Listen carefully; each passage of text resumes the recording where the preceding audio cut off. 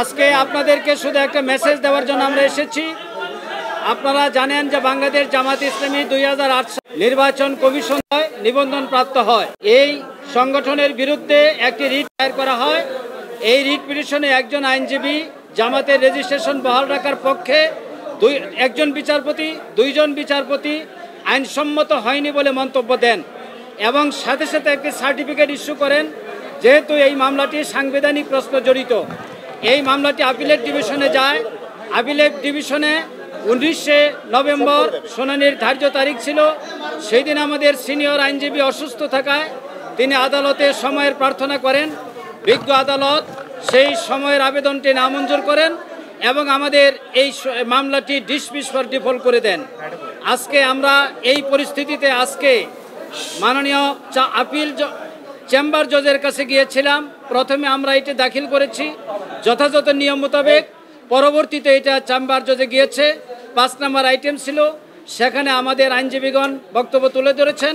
মাননীয় চেম্বার জজ বক্তব্য শোনার পর আগামী 21শে অক্টোবর রেস্টোরেশনের উপরে শুনানি করবেন। রেস্টোরেশন যদি এলাও হয়, এরপরে জামাত ইসলামের নিবন্ধন মামলার পূর্ণাঙ্গ শুনানি পরবর্তীতে অনুষ্ঠিত হবে। আজকে আমরা এই পর্যন্তই রাখছি। আপনাদের সবাইকে ধন্যবাদ এবং দেশবাসীর কাছে আমরা দোয়া চাই জামাত ইসলামী একটি বৈধ রাজনৈতিক দল হিসেবে তার নিবন্ধন ফিরে পাবে এবং বৈধভাবে বাংলাদেশের রাজনীতি করবে।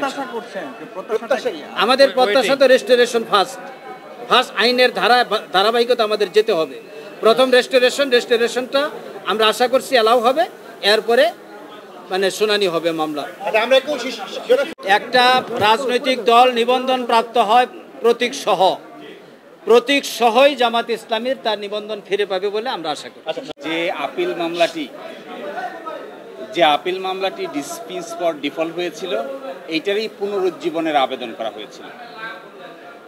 অনারেবল জাজ ইন চেম্বারে আমরা বলেছি যে সমস্ত কারণে একটি মামলাকে পুনরুজ্জীবন করা যায়, এটা আপিলেট ডিভিশনের রুলস 20-তে বর্ণনা করা আছে। এই রুলস 20 অনুযায়ী আমরা দরখাস্ত করেছিলাম। সেই দরখাস্ত শুনানি হয়েছে। সেখানে 21শে অক্টোবর পূর্ণাঙ্গ বেঞ্চে টুয়ার্ড স্টপ অগ্রাধিকারের ভিত্তিতে শুনানি হবে, এই মর্মে আদেশ পাস করেছে। না, হাইকোর্ট যে গ্রাউন্ডে জামাতের নিবন্ধন বাতিল করেছিল, আপনারা কি গ্রাউন্ডটা সর্বোচ্চ আদালতে তুলে ধরেন? জি, প্রথম কথা হলো হাইকোর্ট ডিভিশনেই এই ব্যাপারে ডিভাইডেড। আপনারা জানেন 2 জন বিচারপতি নিবন্ধন বাতিল করে রায় দিয়েছেন, আরেকজন বিচারপতি নিবন্ধনের পক্ষে রায় দিয়েছেন। মূল আর্গুমেন্ট করেছেন, নিবন্ধন বাতিলের পক্ষে যিনি আর্গুমেন্ট করেছেন তিনিই বলেছেন যে ব্যক্তি নিবন্ধনের মামলা এইভাবে বাতিল করার জন্য দায়ের করেছেন তিনি নিজেই পক্ষ দোষে দুষ্ট। কারণ এই যদি কারণ হয় কোনো রাজনৈতিক দলকে ধর্মভিত্তিতে কিংবা কোনো ধর্মীয় আচার আচরণের ভিত্তিতে পরিচালিত কোনো রাজনৈতিক দল পৃথিবীর কোথাও নিষিদ্ধ করা হয় না। এবং Jamaat is a democratic political party. বাংলাদেশের সকল পার্লামেন্টে জামাতের রিপ্রেজেন্টেশন ছিল। এইভাবে কোনো কাউকে নিবন্ধন থেকে বাতিল দেওয়ার কোনো কারণ থাকতে পারে না। এটি গণপ্রতিনিধিত্ব অধ্যাদেশ 1972-এর পরিপন্থী, বাংলাদেশের সংবিধানের পরিপন্থী, বাংলাদেশের সংবিধানের 38 অনুচ্ছেদের পরিপন্থী। এই জন্য এটি কখনো গ্রহণযোগ্য হতে পারে না। ডেমোক্রেসিতে কোনো পার্টিকে নিষিদ্ধ করা হয় না।